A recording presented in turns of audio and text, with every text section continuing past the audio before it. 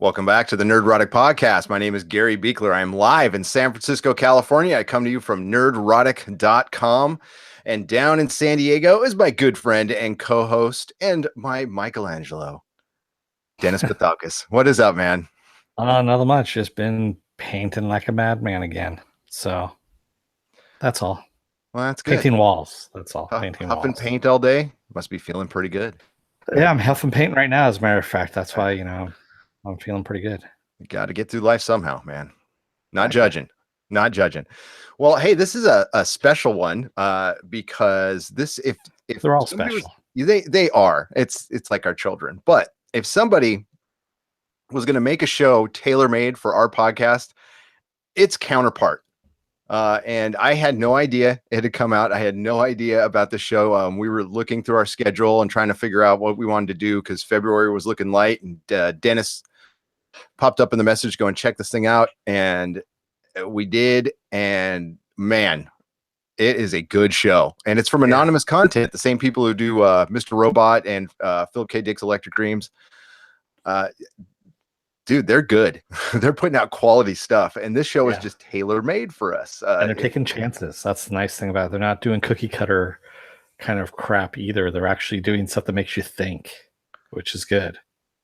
Well, yeah, I mean, this must have been a tough one to pitch because you got a lead character who's in his 60s, who's a great actor, J.K. Simmons, and this might be his best performance in something. I mean, he's been good at a lot of things. Okay, I don't want to say it's, but maybe the best on TV. His best on TV, yeah, and it must have been a weird pitch. And the guy who created this series, Justin Marks, I went to his IMDb, and he hasn't done a ton of stuff. He did some work on Jungle Book, and he's working on the Top Gun sequel, Maverick. Which Jungle Book did he do? The Jon Favreau one, or Jon Favreau? Oh, nice. Okay. Now you know what? Now that's right. There were two. Yeah. Not sure.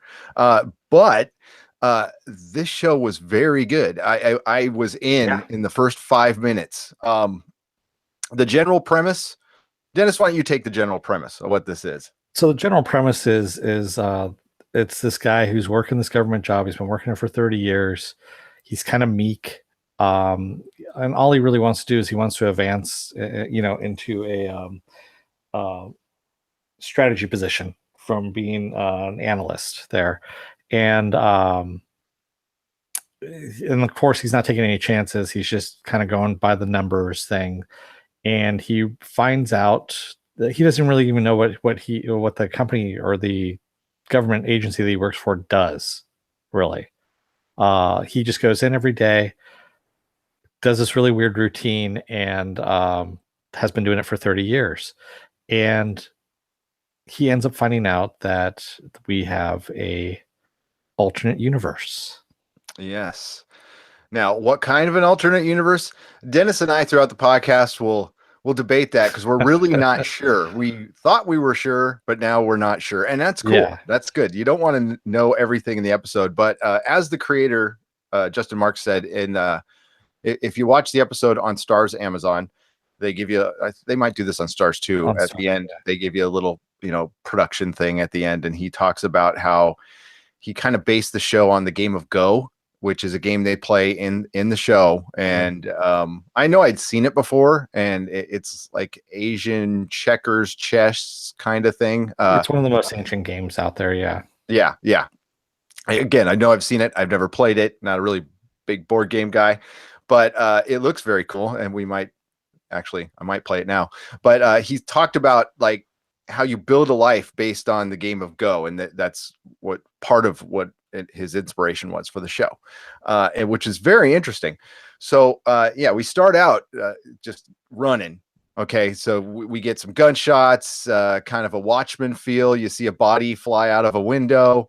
Some German cops show up. We got a couple of agents in there, and they tell the cops to screw off because they open up a bag and they see some money and some passports or some visas. And they say automatically they're all, hey, this is from the other side. This is currency from the other side. Now, at this point, we don't know which side we're on. We don't. And, they look perplexed, and everybody in the room is dead. I counted 4 or 5 guys, including the one who flew out. dead, and there's a girl in the shower, kind of cowering and crying, a lady of the night, right? And they're trying to question her, and she gives them nothing. But did you know right away, Dennis, what she was? No, because they were saying we need to find him before he Yeah, escapes to the other side. We've got his bag, so he's going to come back for it. And I kind of thought, I'm like, okay, well, maybe it's her. And then, but when they said him, I was like, okay, so they were obviously looking for a guy yeah, named at this Baldwin. point. They did mention the Yeah, name Baldwin. Yeah. yeah. And so that's when I thought, okay, it's not her, and I immediately put her out of my mind. So yeah, that was a good red herring. They did a good job with that one. And it turns out, yeah, it Okay. ends up turning out that she is the one that they were actually looking for. She is the assassin. And outside, there's fireworks going on. And when they're going to bring her into the car, she basically kills both cops. She slashes one guy's throat, and the other guy, she waits for the fireworks to go off and pops him in the head. And that's it. Takes the bag and takes off. And it's really cool how they portray this. Okay, again, this is it was very real. It wasn't just this. Uh, I have this issue with little men too. Okay, so it's not a men and woman. I can tell in Hollywood when you see like 5'7" people. I'll just call it people beating the crap out of 300-pound dudes. Always had a problem with it, but she was great. She was like falling down, like she was crying or drunk. And she had him totally off guard. And then she just pulled a knife and got one guy in the neck, just slashed his throat. Um, and then he couldn't say anything while the other agent was on the phone to whoever going, "Hey, we got a problem here. We got a witness. They might have seen his face." They kept on Yeah. saying him. And then you hear a gun cock, and he turns around and it's her. And she does something weird. Right before she shoots the guy, there's the fireworks going up. She looks up. Do you think she was trying to time her shot Yeah, with that's the exactly what she fireworks? was doing. Yeah. Yeah, she was waiting for the explosion. That's why she looked up to kind of like let him know that's what she was waiting for. And as soon as it explodes, that's when she pulls the trigger. And I was like, Yep. wow, So pretty he had a good. second. That was cold blooded. Yeah, But that tells you right away that she is very methodical. Like, this is not just your garden variety assassin. Like, she is a badass. And even earlier on, when you heard the gunshots right before the guy flies out the window, they were timed with the fireworks. yeah, So yeah, that was cool. That was lots of attention to detail. There, I love it when a show tries to put as much art in every scene. I love when a movie does this too. Like Guillermo del Toro is great at this. It's like the this like a coffee table will be set up perfectly and artistically natural. You know what I mean? It's oh just it yeah, looks real, but you can tell there was so much time put into it, and a lot of time is put it. Like even the credits for the show are kick ass. yeah, It reminds me a lot of Fringe. Okay, a lot of people will say that this is very much in line with Fringe. I think the big difference is J.J. Abrams is not involved, and we will get an ending that will make sense. yeah. And I think they actually have this one plotted out instead of just going by, by the seat of Oh, their pants. it totally feels that way. Yeah. Um, And by the way, I just want to say hi to everyone that's in our chat, and we will get to you in a little bit here. We may actually bring you in at some point if we see some stuff popping up as well. So just so you yeah, know. usually we recap the episode and then we get to your questions or corrections or whatever. And if you're joining us, thank you very much. Also, I guess is a good point to talk about. We got 1,000 subscribers, so we have super chat. So there's a little $ if you ever want to give us a tip at any time. That'd be cool. If not, totally cool. It's all right. We're good. We have day jobs, but it's nice to get a tip once in a while. It's not, but just your time is good enough for us. And we also have a Patreon. I'll have a link below. You guys can check it out. There's 3 tiers, and all of them you get something. So there you go.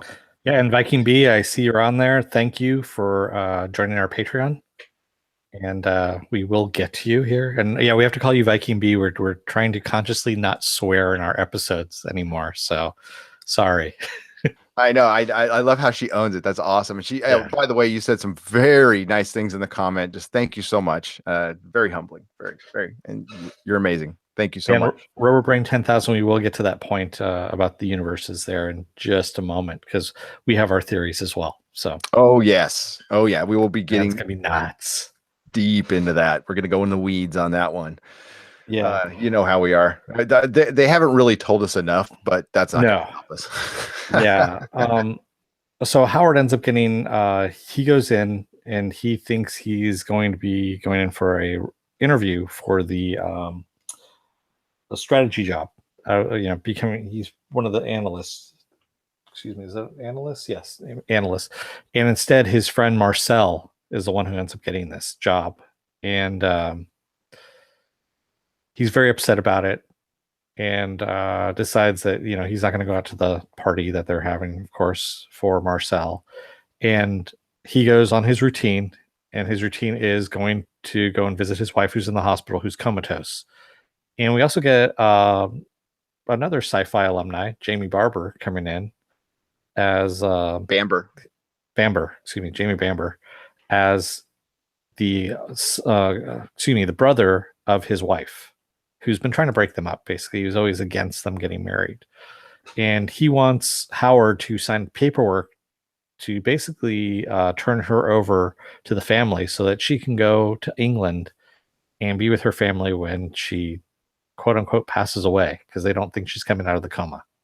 She's only been in a coma for 6 months or 6 weeks, excuse me. 6 weeks, yeah. And they're just using this as a power play Yeah. to get her away from Howard. And right before that, Marcel, before Howard went into the interview, Marcel was trying to talk him out of it. So, Yeah.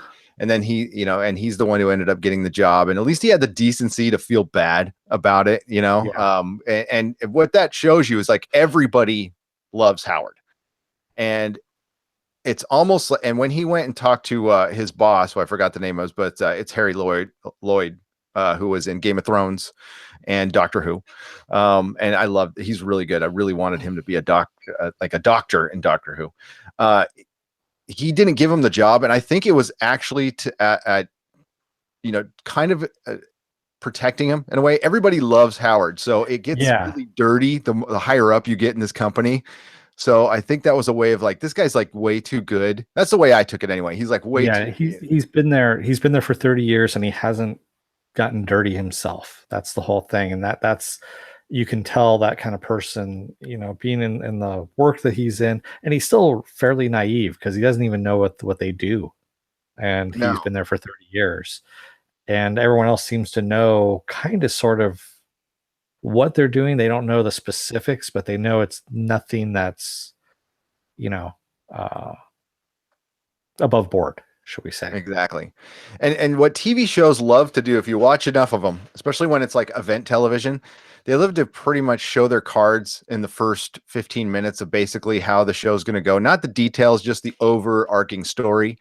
So he's sitting down, and I'm backtracking here a little bit. When we first meet Howard, he's playing the game of Go, like I said, with his friend, and he loses. And his friend's all, well, you're too nice, and then I'm paraphrasing here, he's all, and being too nice, like this thing, it's never going to change. It's always going to end the same. Yeah. Then he's talking about the game. But if you look at it, after you watch this episode, it really kind of plays out like where this thing's going to end up. And I'll get into that. But Well, yeah, and he also says, I think you're just letting me win," is what his yep, friend tells him. He goes, "No, why'd you say that?" He goes, the game is what it is," and he goes, "And you're good," is what Howard keeps saying, and yeah, so which was very interesting. yeah, Do you think good Howard is just wolf in sheep's clothing? Maybe. I mean, that I might think be he has thinking the too much. potential. I Yeah. think he has the potential to be the other Howard, that we're going to get to in a second here. Um, so yeah, so what ends up happening is Howard comes in the next day.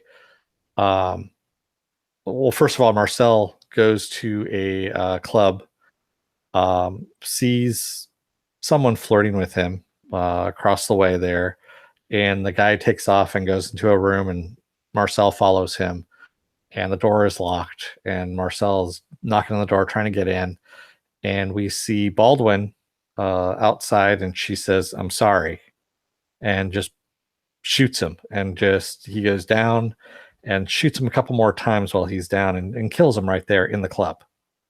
Did she say I'm sorry or his name? I'm pretty sure she said his name, Marcel. She did say his name, and then she said, "I'm Yeah, sorry," though, she too. looked sorry shooting him, Yeah. and then she plugged him a couple times. Yeah. Yeah, definitely early on getting the vibe that Baldwin might not be the bad guy. Exactly. So, Yeah. yeah, yeah, that's definitely so. Also when I love this scene too. That's why I don't want to pass it up. Backtrack a little bit when Howard's doing his actual job, which didn't look like a lot of work to me, to be honest with Yeah. you. There's a lot of work. He's got to put in a card. It was kind of like when I went to Technicolor and I had to use my pass to go pee all the time. That was annoying as hell. But yeah, he had to push in a password and then do his little Well, card no, and walk first in they there. have to go in there. Oh They have to no! Wait, turn their no, no. stuff He's got off. to put in his pass card, put in his password. I'm getting there, and then he's got to go into the room, and then they got to change into a suit, right? And the suit has all the suits are the same: red tie, gray suit, and they go in this little room with a sealed briefcase. This must cost them a fortune. I guess they're just reusing the briefcases, right? And they open up the briefcase, and another guy sits down on the other side of the room. And yes, again, this totally reminds me of Fringe and the whole typewriter thing. And that they do their little like, does the They're eagle fly asking at questions. midnight? Yeah, and It's like a phrase and an answer, a phrase and an answer. It's very weird, and they're checking these off, on their sheet as they're going through it. And it looks like they don't go through all the questions; they only go through some. if it goes a certain route, there's a little in parentheses that says end. So and it was like a minute maybe, and then he was done. That Yeah. was pretty cush job. I know. And the one thing he says is he stops, and as he's turning around, and he tells the guy, he says, "Hey," and he kind of points at his tie, and the guy looks down and just kind of wipes something off and licks it off of his finger, and that's it. And then we had Marcel's scene, and then we see Howard coming in the next day, and his card doesn't work, and he has to go in, and they said, "You broke protocol," and he goes, "What do you mean?" He goes, "You had an unauthorized interaction." Well, that's when he And wasn't getting his strategy interview, yeah, or he didn't get the strategy job, and he's like, "What does that got to do with anything?" And then and they really cement the fact that the guy's been there for 30 years. And, some of us might have worked with some poor guy who's worked at a company for 30 years. I could never personally do it, but, you know, bless anybody who does that. That's good. But, yeah, you just see that he's insignificant and he's too nice. And that sets up this whole big scene. So his card doesn't work. And they got the guys with the red berets, look like Unit from Doctor Who, taking him in. And yeah, then we get the bad guy from Banshee. I forgot his name now. Good show though. And he sits down, and then his boss comes in, tells him he doesn't know anything, and he sits him down and pulls the hood off, and there's the other Howard. And yeah. you can Well, tell. his boss tells him, he goes, "Don't freak out." He is, and remain calm. You're going to see something that you're not going to understand, but remain calm. And that's when they pull off the hood, and we have another Howard. Excuse me. Yep. And you could tell right away that this one's different. Not shaven, big old smirk on his face, and right away he's all, well, this is disappointing. He sees the other Howard, and yeah, he lays down like, what's going on, and they're way too trusting of this guy immediately. So I don't know if this is inside job yet. It's certainly looking like an inside job, Yeah. because the other Howard comes in, and according to the show creator, the first Howard we see, we call him Howard Prime. So we're going to refer to him as Howard Prime from now on. And the other Howard tells them a story of, there's a kill list. There's something going on their side. Well, he says, "I have 12 minutes." Is what he Yep. says, which is very specific. And he says, "So I have a few things that, um, a few requirements before I give you anything." And he goes, "Our side has a kill list for your side." And he says, "I'm not giving you that list, and until one of the things was he met his counterpart, which is Howard, and then also one other thing is that he hasn't divulged as of yet." And he says, "I've got to go," and he gets up and he leaves. Well, yeah, and this is after he tells them real quick though that like things are going bad on their side. Yeah, Or was that in the room later? I can't remember now. I'm that was in confused the on room that. later Yeah. because he So just said basically he gave his ultimate, oh, yeah, he his said you got to fill Howard in, Howard Prime. yeah He's like, yeah, he gets up, he's like, you better fill him in because we're gonna need him. I'll come back tomorrow on a visa, on a courier visa, yeah and I'll stay longer and I'll tell you what's going on, but I'm not giving you crap until then. Then he walks out and Howard's kind of freaking out. And then Banshee bad guy walks back in and says that they did give him a name, yeah. They right? gave him one name and it was his wife's name, So I thought that was weird. Howard's wife's. Howard too wouldn't give him the name, right?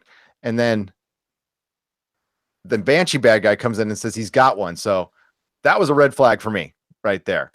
I think that they're in on it somehow. Plus, that guy's always cast as a bad guy. I can't, Yeah. And yeah, he might be bad like for the good guys, you know what I mean? But yeah, I have no idea. By the way, his name is Ulrich Thompson. That's the name of the actor.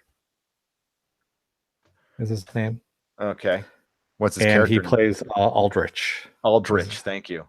Because yeah, Thought that was one of the that things when he was comes Banshee in bad guy. is how he asks Howard, "Do you know who I am?" And Howard says, "Yes, you're Aldrich. Do you know what I do?" And he goes, "Yeah, it's nothing good." Well, he said the house, your housekeeping. Housekeeping. That's right. Yeah. He knew it was nothing good. And what we got is there's in that conversation also that there's the fourth floor. So I guess that's where all the Yeah. oh, No one's goes down. allowed to the fourth floor. Yeah. And yeah. And yeah. So no one gets the other side. Yeah. So this is when, yeah, Howard's freaking out. Sorry, I was reading my notes because I want to get this right. So Howard goes out and talks to his boss, who's lighting a cigarette, and he's kind of freaking out too. He's like, I don't know how to tell you this stuff. And Howard's like, listen, that guy looks exactly like me, but he's not me in any way, shape, or form. And that's when his boss tells him that there was some kind of experiment during the Cold War 30 years ago, and some in the Eastern 60s. scientists, and something happened, and that's about as far as he got. But he did mention that when that happened 30 years ago, things started splitting apart. So yeah, he said under their building, basically, there's a doorway. He goes, when we go through that doorway, we end up in a different world. yep. And that world either did not exist until the experiment happened, or it did exist and it was identical to their world.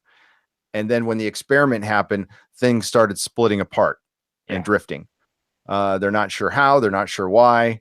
And it's very rare to meet your other.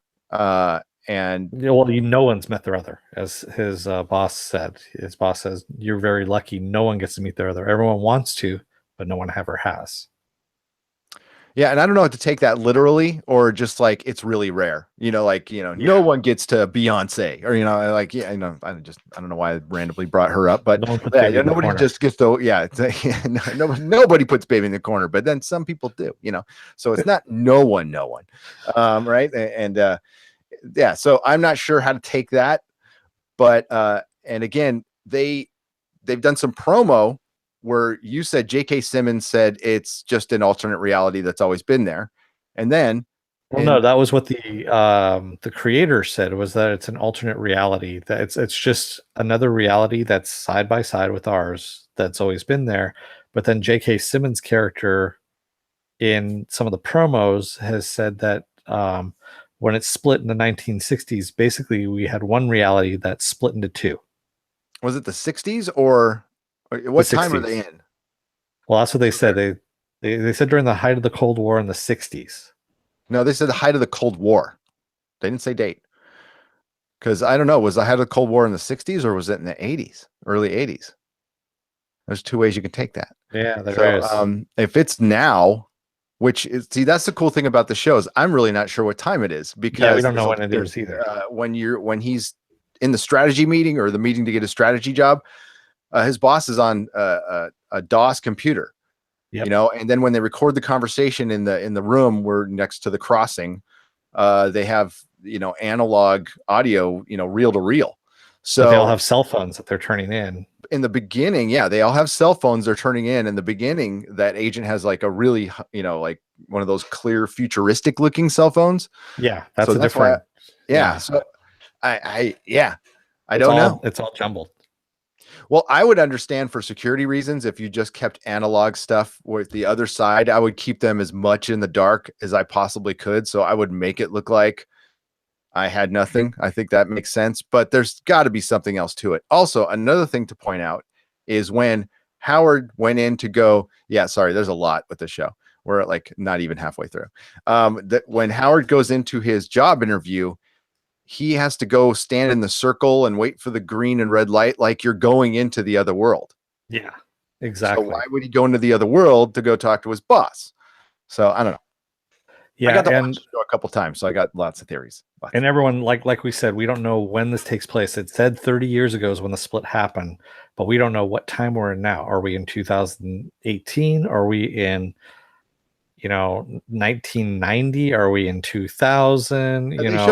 They showed modern cell phones, so I'm going to assume it's 2017, but I am not sure what side we're on. I'll come out with that one. I think we're on the other side. I think Howard Prime is on the other side, and like you and I and our world is the other side of the other side. We're the split. Yeah, we're the split. So, or there could be more. Why is there just two? So there's, this is going to be a fun show to figure out, as long as it stays somewhat cohesive and doesn't get crazy. Yeah, Which it could. Which it totally could. Howard Prime comes. Well, the other Howard comes back and with the visa, and essentially says that okay, what we're going to use is we're going to use the wife as bait because we know Baldwin's going to come and to assassinate her. It's on her kill list. And he finds out that she's in a coma and has been since she got hit by a car 6 weeks ago by a teenager that wasn't paying attention to the phone. And so he says, I'm going to take your place. And he goes, I need to know exactly what you do. I need, if anything's out of place, Baldwin will get spooked and not do anything. She'll go away. And so he ends up, they're talking about, what they do. And the Howard from the other side, he's getting dressed and he rummages through the closet and finds a tie. And he goes, do you mind if I wear this tie? He goes, it's, I lost the same tie like about, a couple of years ago. And Howard Prime says, no, go ahead, take it. He goes, I never wear that anyway. He goes, you can take it with you.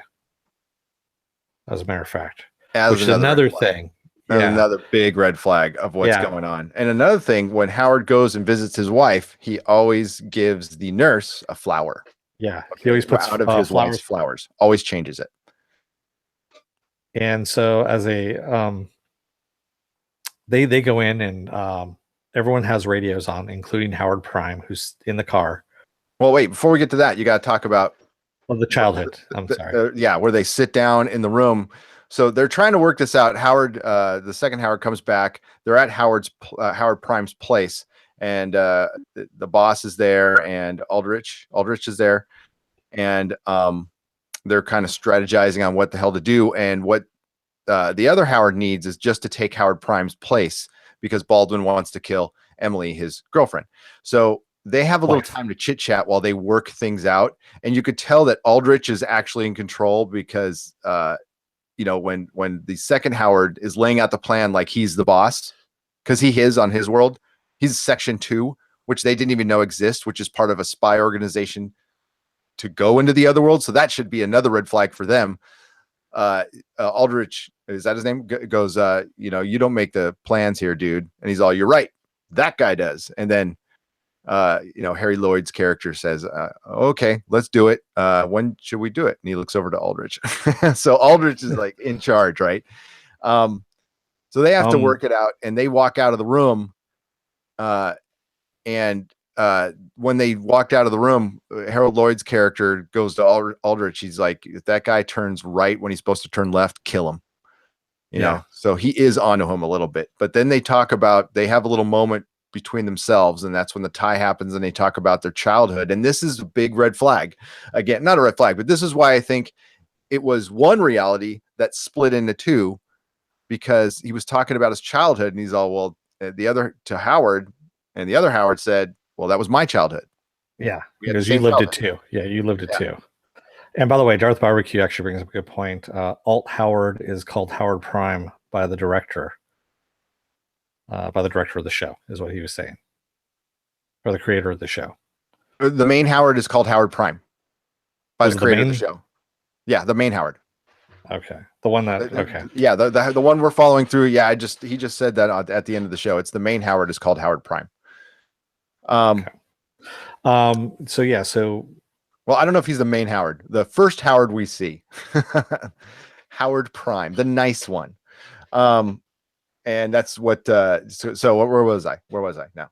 Okay, so they sat down, and we were right at the part where and that's what confused me. And that's when I was talking on our podcast last night. I was like, okay, so was it the same? There was just one reality that split off, or is it an identical reality that just started changing after the experiment, which would kind of make no sense. Why would there be two realities that just mirrored each other perfectly?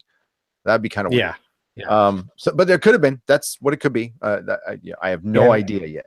And the Howard from the alternate reality says, the who crossed over says, well, what are the differences? And he says, you know what? People try and map it out all the time, and they go crazy trying to find it could be something very small, that something insignificant, and that'll be the change. He goes, so we never know. So that tells you right there that people have found their others before. Yeah. And usually maybe they go mad because of it. Yeah, I don't know. How would you react if you saw a perfect copy of you, but he was kind of a D-bag? I don't know. Well, actually, I would say I would be the D-bag, right? Isn't that? Yeah. You'd be nice, Dennis. No, I wouldn't be nice, Dennis. The other one would be the nice Dennis, of course. Yeah, I was saying you meet nice Dennis. Yeah, I've got to be. That'd evil be weird. Dennis. I don't know how I'd feel. I would. No, that would probably be evil Dennis.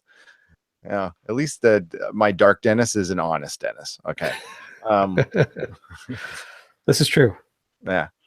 So yeah, definitely. They had a little chit chat. He offers him funnel cakes. He's all, no, I got cholesterol. He's all, don't you? He's all, well, no, I've never gotten checked out. So that was cool. That was a funny little line. And then they do their op. They go out to do their op, and this is where it gets a little crazy. So Howard and Howard go in the car with Harry Lloyd's character, who I don't know the name of. I'll know him by next. Peter Quayle. Peter Quayle. Thank you.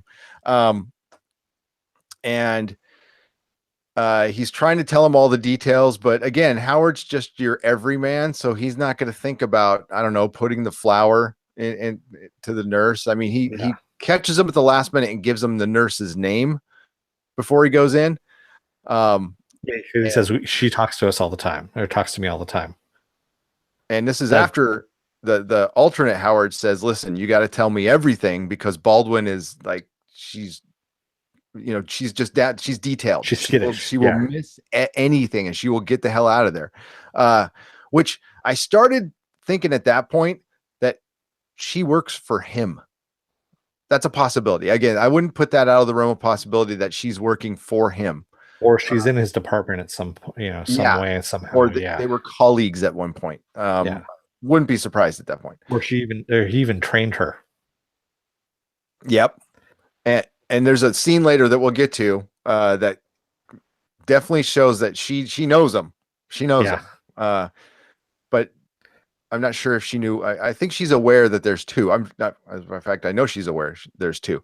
So yeah, he goes into the hospital to go kill Baldwin. They're trying to lure Baldwin into Emily's hospital room. Mm-hmm.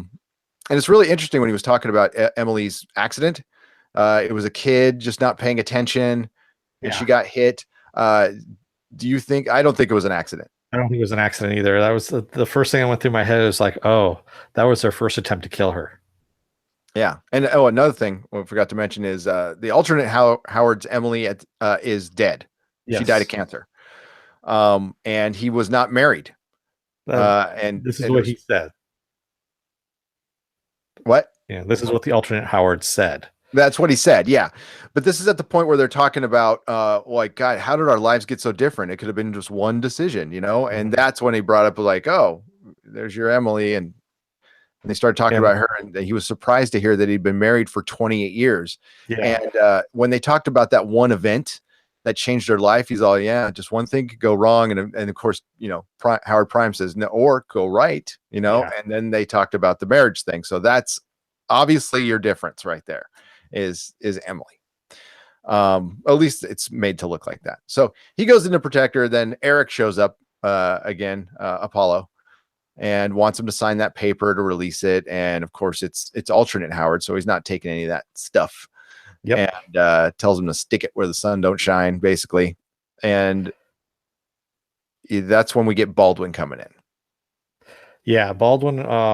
Actually, the guys outside see that Baldwin has arrived, and they alert Howard, who's inside the Alt Howard, and that's when he pulls out the gun and basically just tells Eric, he goes, "Sit down, shut up. Someone's coming in trying to kill her."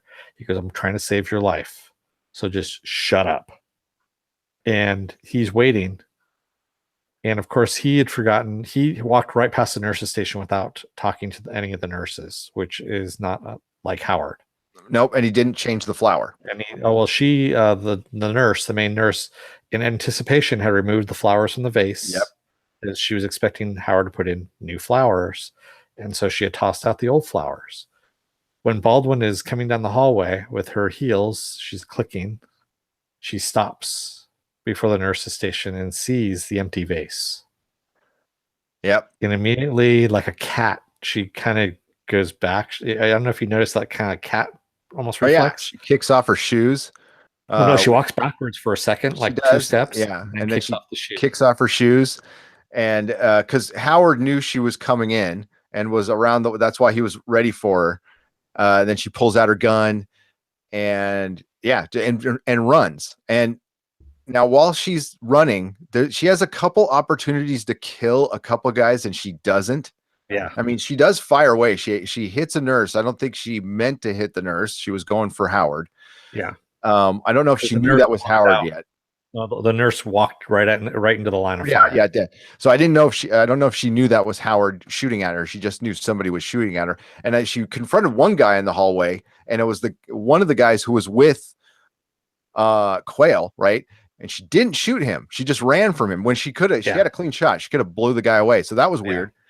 And she did plug a couple other guys later, and then did this badass move. She jumps out of the window, lands on the car where Howard is handcuffed because Aldrich handcuffed him, or I don't know. Yeah, Aldrich handcuffed him. He didn't handcuff him. He's just waiting in the car. I thought he was handcuffed. They just told him wait in the car. Don't move.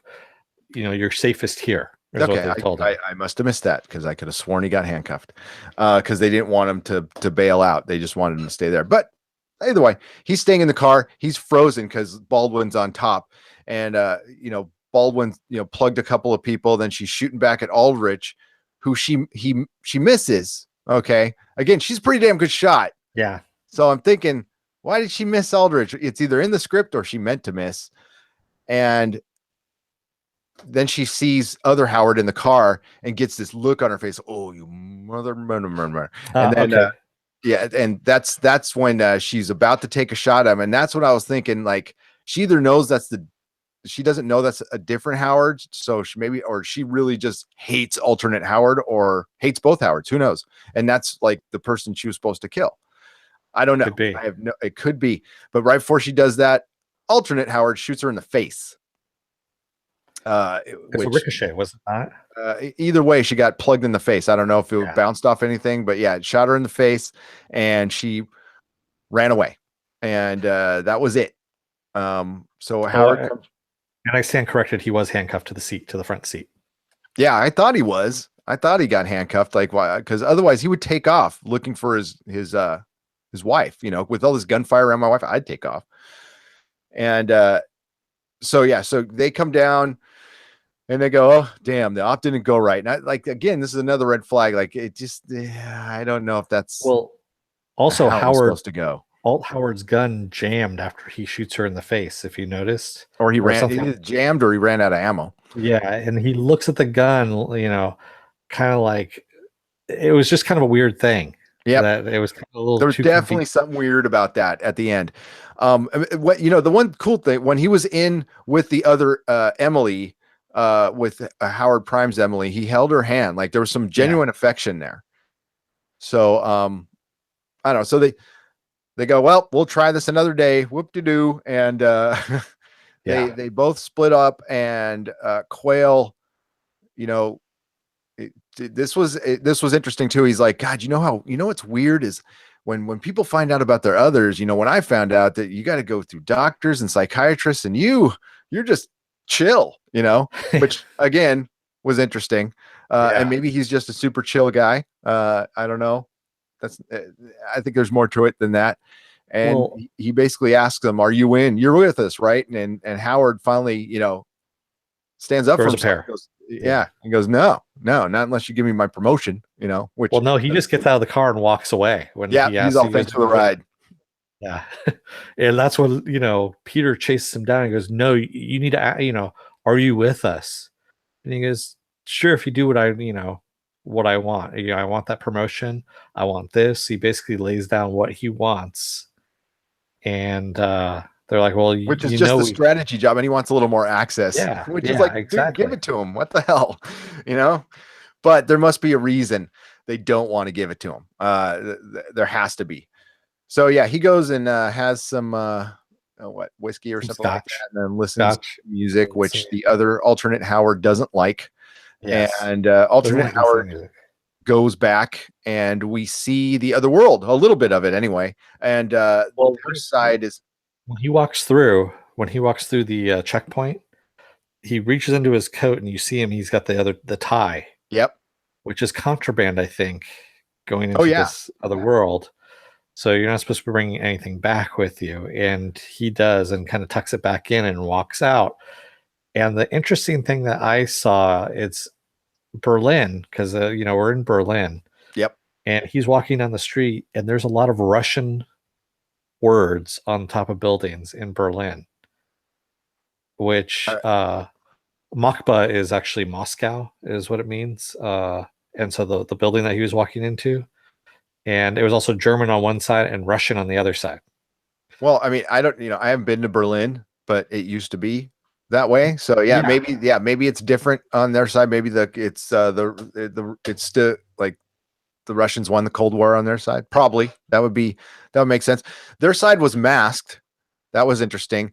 So it gives you the impression that they are a little more militaristic. And he did say that there's some infighting going on their side, and the people who want to take over are not very nice, basically. yeah, So yeah, exactly. he walks through like he's large and in charge. No, that he like there's nobody stopping him, nobody giving him a second look. He's walking through that base like he is the boss. Yeah. Okay, and which I think he is. And he gets through and he goes to a bar and has some scotch, you said. And there we see his Emily sitting down. And Well, she no, asks, she comes and sits down yeah, as he's sitting at the table already. yeah, he's sitting at the table. She comes in and sits down. Yeah. I don't know what I said differently there. Sorry.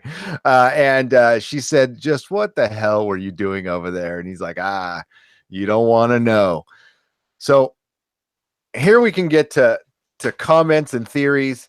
The first thing that would is like, I think alternate Howard wants to take Howard. I think he's a defector. I think he wants to go and take Howard Prime's place. The reason I think that I could be totally right. This is just one theory, by the way. It's not one I'm married to, but he took the tie back. He's going over there to learn as much as he can about him. And the other Emily had an accident and maybe she was supposed to die. Yeah. And so those two can go over. But the interesting thing was he went to hold her hand And she and she pulled pulled away. her hand away.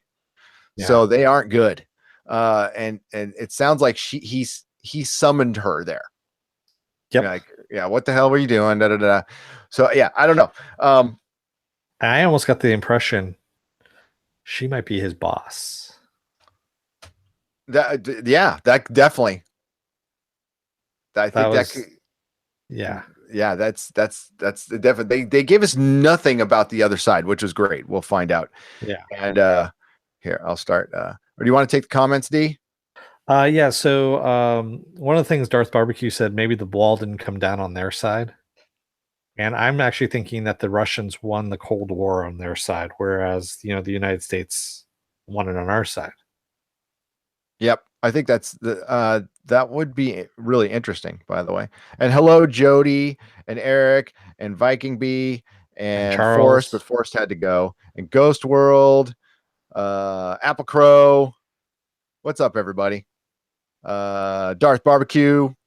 Love that and name. RoboBrain 10,000, Leroy Lannister. What's up, everybody? Eric So yeah, Farley, and so yeah, Danielle Rosier. all right. So yeah, just go from the top down, man, so we Yes. don't miss anything. So RoboBrain asked, 10,000 asked, do they make a point about the two universes being identical and then it started to diverge when the portal opened 30 years ago? Or were the two universes always different? The two universes are so distinct. No. That's all I'm going to They say. You they know, they didn't say. yeah.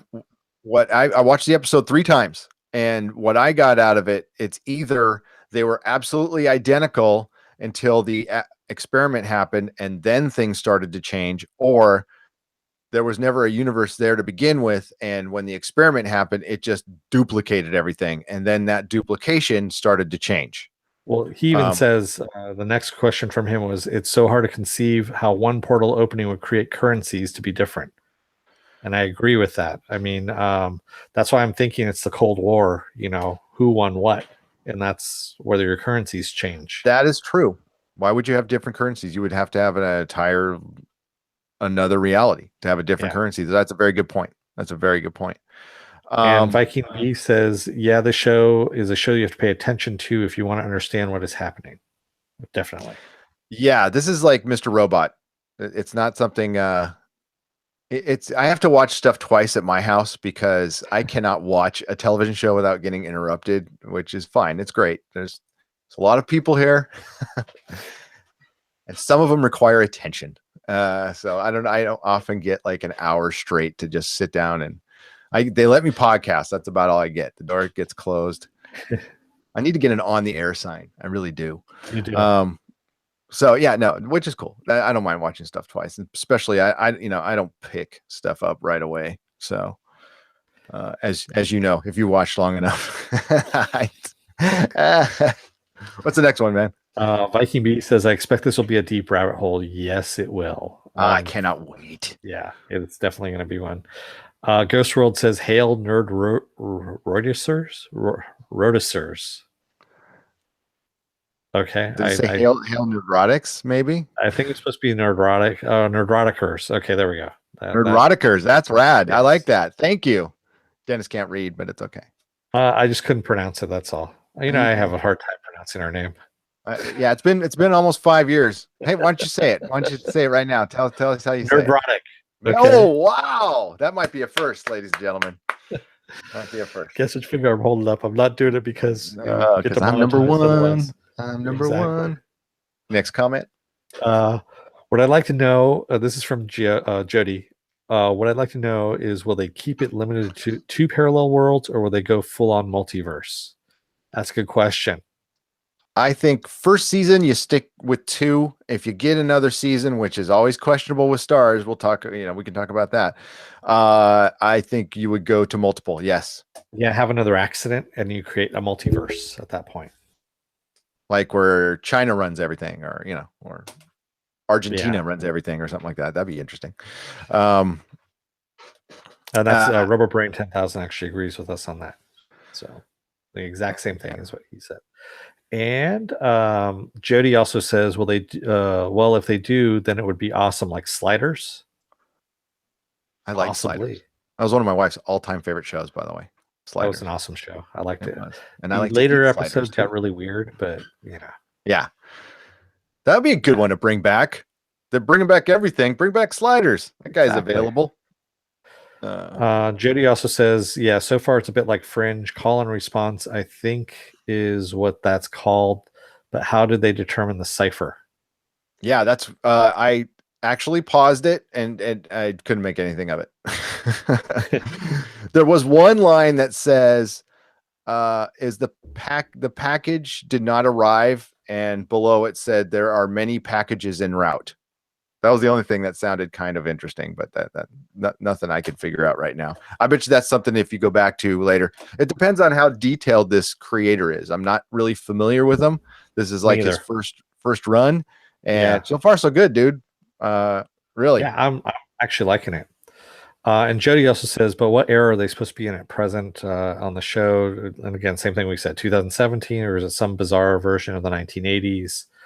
Uh, I got that. yeah. It's like 1980s with iPhones. Yeah, it's really weird. Definitely is. So that's why I think the side we're on might not be, for Technologically one, advanced as yeah, yeah, that's yeah. Not sure yet. They haven't told us enough, but I think we're on the other side, and alternate Howard might be.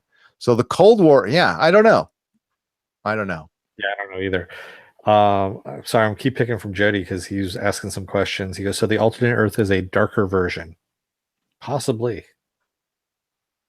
They all have goatees. There's so many Yes. alternate, like we said before, alternate universes are so hot right now. We got it in Star Trek, possibly have it in Mr. Robot if it eventually gets there. Yeah, it's just it's the thing right now. I don't know how far you are.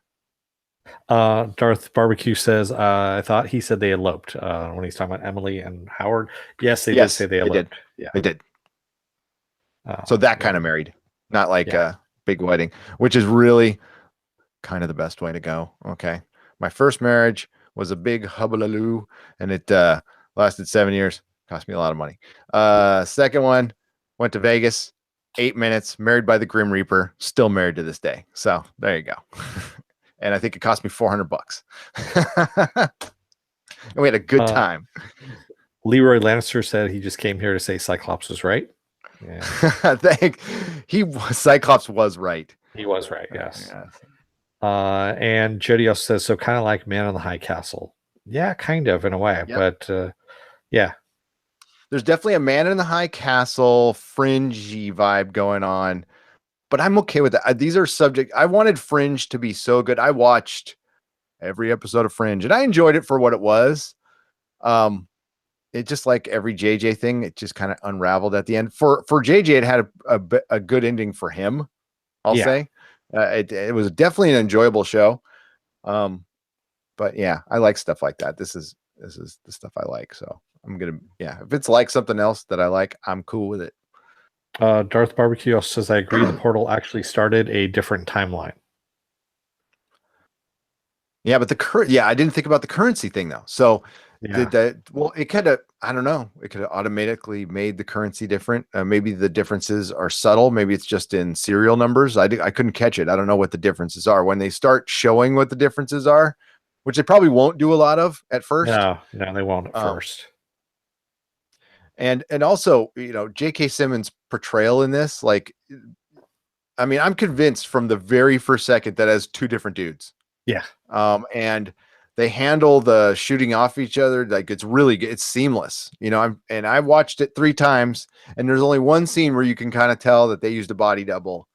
But I couldn't see. I know they probably used some CG. I couldn't tell. So I don't. Yeah, they said they wanted to make it as seamless as possible, and they have. I mean, it was very, I wasn't thinking about them doing effects and all that kind of stuff. And normally on a show like this, yeah, I would see that kind of effect thing, but no, they did a really good job of making it really seamless. Riverbrain 10,000 says the way I see chaos theory is it changes it drastically so that you can't recognize anything, but not like this where some aspects are similar but others aren't. Definitely. And that's the fun part about this. I think there's way more to this experiment. I like how they kept it vague. They've definitely got, I can't wait to watch the next episode. So yeah, exactly. I'm glad I didn't watch it. This thing premiered, I guess, December 10th. They showed it. Oh, it would have killed me. Yeah, it would have killed me. To wait a month. I'd be freaking a month. F this show, man. A month and a half. Yeah. Yeah, I would have been killing somebody at that point. Jody says, I hope they really did make an actual cipher and it didn't just put random phrases together to sound mysterious. I know, right? Which did they make actual ciphers in Fringe? I think they did. They did, yeah. They did. Now I think they're gonna make it felt real. I don't know. Hey, if this show maintains this quality, then like consider me in line for Top Gun Maverick because this guy's writing it. So I don't know who's directing it, but Yeah, no, I'm out on that one. oh, I'm going to see that. Just curiosity. I got to see it. What the heck? Jody also says the fact that we're discussing this in such detail is a very promising sign that this show could be awesome. Yeah, I mean, again, it's like Mr. Robot, where when you have this much level of detail and also just vagueness, but still being good enough where it's not annoying vague, it's actually good vague because there's so many possibilities and it's well acted and well written. So that's that it all adds up. It does. It's the sleight of hand that they do to make it interesting and vague. You got to put every detail into the reel-to-reel tape recorders in the background, Yeah, and the mysterious smoking man, and good performances. You get yourself a strong character actor who might be one of the best in the biz ever, as far as character actors are concerned. I can't think of a better one. I mean, a guy who can make J. Jonah Jameson the standout thing of a hit Spider-Man movie, it's yeah, that's good. That's good. and also make Um, interesting State Farm commercials too. he does, and he was pretty damn good in Oz too. Yeah. So I like J.K. Simmons. I didn't see that drumming movie. I did not either. No. He, I guess, almost won an award for. It's because Viking. I didn't like Oops, sorry. Miles. What's his name? The guy who played Mr. Fantastic. Go on. Sorry. Viking B says, "Nice, you were married by death." She was asking about your wedding. I was married by the Grim Reaper on Halloween. Yes, in Vegas. It was for $400. It was fun. It was a good time. Yeah, very memorable 4 days. Darth Barbecue says it has the look of Fringe style wise. Yeah, it does. It did. That was what kind of threw me a little bit too. Was it does look like Fringe, but a little more less Fox and more stars. You know, It's a little got the more money. it's got the man in the high castle like color Lighting. palette. Yeah, exactly. Yeah. It's supposed to look very 1984. So I was getting a Brazil Fringe 1984 vibe from it. And a man in the high castle. There's a lot of things going on here. And Rural Brain 10,000 was saying that they showed Canadian dollars, euros, US dollars, etc. Good eye. I'm gonna have to go back and watch that now for a fourth time because I didn't catch that. I should have looked. Charles Rottheimer says need alternate reality / mirror universe and Kardashians where none of them exist. Yes. Yeah, that would be a definitely good thing. Have you seen what they've done to all of their partners? Like they've destroyed anybody they date is doomed. It's cursed. It's kind of like Madonna when she was dating Guy Ritchie. Remember, he'd put out no movies whatsoever. The minute he gets divorced, all of a sudden he starts putting movies out again. Yeah. It was really weird. Same thing with Sean Penn. When Sean Penn was married to Madonna, nothing came out of him that was any good. And then now that he's divorced from her, he's still not making anything really any good, but he's starting to make movies. I hate to say this, but the fact of the matter is, and I'm not the biggest fan of her music, but she's a bigger creative force than both of those guys. So they probably were intimidated by her because she was a bigger creative force and a bigger star. Could be. No, Madonna is bigger than Guy Ritchie and Sean Penn put together. Oh, so. Yeah, I know she's bigger, but yeah, I don't know about, yeah, but anyway. And I've seen her live, and she can't play the guitar. So she tried. This was like 15 years ago when she was like, I guess, trying to play the guitar. I was like, nah, don't. Just don't. Jody says, hey, come on, Gary and Dennis. We waited for the second half of the Tick for how long now? Honestly, Jody, that first episode dropped a year ago, a year before the first 6 episodes came out. I saw that, and I was trying to get Gary to watch it for the longest time. I wouldn't watch it. He wouldn't watch it until the first 6 episodes all came out. Yep. So for me, I waited a year for the other 5 episodes to come out, if you wanted to say about waiting for a long time on that one. I held out. I'm glad I did. But you can really see the difference from the pilot and the rest of the the costume and they made a joke about it. Yeah. So I'm wondering if it was the same with this one. I'm wondering if they shot that a long time ago and then they did the rest of the series. They probably did. They probably had sure. With what's going on with stars now, we our friend Stephanie She commented on the Ash thing. She works for 1428 Elm, and she said, so the Stars is part of Lionsgate, which is merging with CBS and Warner Brothers. Viacom and Amazon. Oh, Amazon. So Amazon's basically buying all this stuff. Okay. Yeah. And they want to go more middle of the road. They don't want to do the avant-garde stuff anymore. That's the word on the street, which sucks because Lionsgate was actually Stars was actually they got 3 good shows now. They got Ash vs. Evil Dead, they got American Gods, and they got this show, and they're all gonna go bye-bye, it looks like, which sucks. I can't see them getting rid of American Gods, even though the creators left. That show did very well. So but the other 2 I think are goners. So if we get a couple seasons of Counterpart, we'll be lucky. But I'm still going to watch it, even if it's one good season, I'm in. But yeah, Stars is doing some weird stuff right now. And that's probably why they premiered that pilot, made you wait for so long, delayed Ash vs. Evil Dead for months.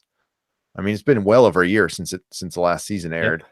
And American Gods looks like it's going to get delayed for a year, at least. At least. They don't even have a show creator right now. So, it's kind of what Fuller did to Star Trek. So yeah, got any more there? Darth Barbecue says it really gives me a lost feeling while I watched. I had no idea what was going on.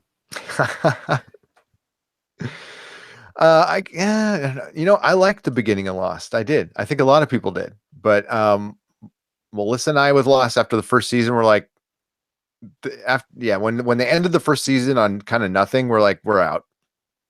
I didn't. We were gone after the first season. So. Charles actually says hope Kenny Loggins does the music for the Top Gun sequel. Hell yeah. No, this show I felt like I knew what was going on. If as long as it stays this way, I mean, it does have a potential to go wacky on us, but so far so good. Don't want to anoint it the greatest show ever yet, but a really good pilot, and that's rare when we get a good pilot. Charles also says, in the alternate reality, their version of Justice League didn't make grown men cry. And yeah, in the alternate reality, The Last Jedi, Luke lived, It was actually good and well written. Or they just didn't make the next trilogy. They just let it be. Yeah. Jody says, I just hope this doesn't build well up to a point and then gets rushed when Stars decides to end the show like Black Sails. Its final season felt rushed. It's a bummer. Yeah. Yep. And Viking B, American Gods, she said, didn't American Gods lose a bunch of the cast as well? They've only lost Gillian Anderson so far. But Kristen Chenoweth, the one who played. Yeah. Did she say she said she wasn't sure, but I know she's the only reason she went to the show is because of Brian Fuller. Yeah. So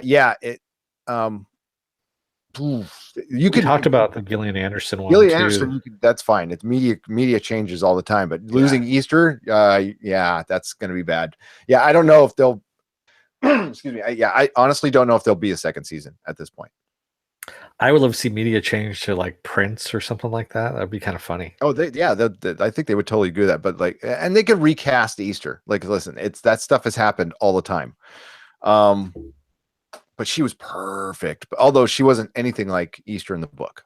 So Easter in the book was like a San Francisco hippie. So there you go. But Neil Gaiman doesn't want to run. He's doing Good Omens. He's running that show right now. So which I cannot wait for, by the way. David Tennant. Woo. All right. You got any more comments in there? No, that's pretty much about it. All right. Well, I am very happy that we're doing this show, and it looks like it's going to be a Saturday night thing because Amazon, the Stars Prime, even though it says it's coming out Sunday, releases it at midnight Eastern time, which means it's 9:00 for us, which is early enough for us to podcast. 9:00 on Saturday. Yeah. So we'll let you know, because if it releases it on midnight on our side, then we'll do it Sunday, and we'll do a double header, which is fine. I'm off on Sunday. That's cool. So tomorrow we're back with Star Trek Discovery.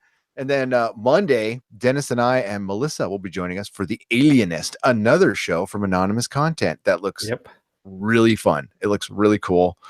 Can't wait to podcast about that. So we got a couple of new shows, and I love new shows that we can be covering. And hopefully they continue to be very good. And then, of course, on Wednesday, we got Happy and the X-Files. Then we got Friday Night Live. Times might be iffy this week because I'm going on the road next week. I have to go visit my mom, but still going to podcast. Don't worry about that. I just won't be in this lovely setting. Apple Crow asks, is anyone here watching Electric Dreams? And of course, some people are. We are going to be covering Electric Dreams as well.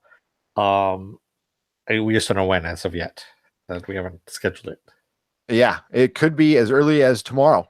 Late. Wow. I don't know if is it just vignettes? Is it episodes? It's episodes. It's episodes. So it's like hour-long episodes, half-hour episodes. I believe it's hour-long episodes. Okay, so we can do it episode by episode. Okay, that's cool. We can like watch one tomorrow and do it. That'd be fine. I'm available. I know you got to paint. Just let me know. Yeah, I'm actually. I finished my wall that I needed to paint. That's good. That's good. All right. Well, you can find all of our videos and podcasts at nerdrotic.com. Dennis has a Twitter. It's at Deforce, DAFORCE. Mine is at Nerdrotics. Our other co-host, John Reed, is at John Reed 16, and my wife's at Agent Bossy Boots. Please follow us on Twitter, and also go to our Facebook page, which is facebook.com/Nerdrotic Podcast. Dennis, that's where we post all our scheduling and all our news. Schedule's also on our website at nerdrotic.com.